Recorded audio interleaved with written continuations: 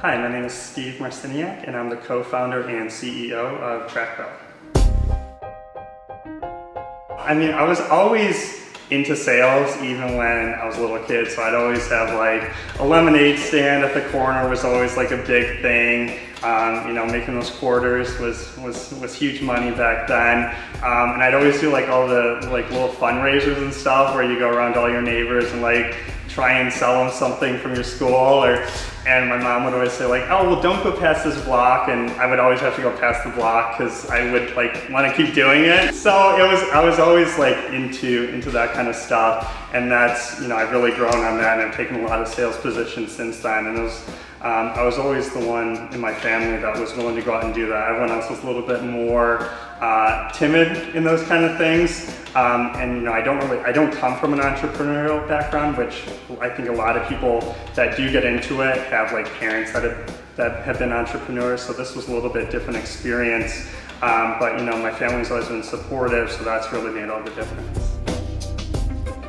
Actually, I was introduced to the idea originally by a friend of mine that I knew from freshman year at the dorms at University of Illinois. And originally, I mean, I don't have the technical experience, but I knew some people that did, and I had more of the business experience. So I met with Andrew, and we started talking about, you know, how we could build out this tool.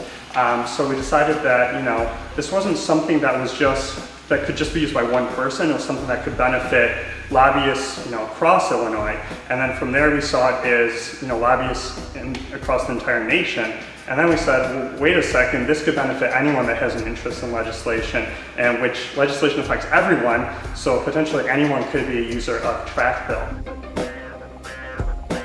I had originally graduated from college, moved out to do a sales position for a production company out in Las Vegas, and I just decided I wanted to do my own thing. So I came back to Champaign, Illinois to really get TrakBill going, but I had no money.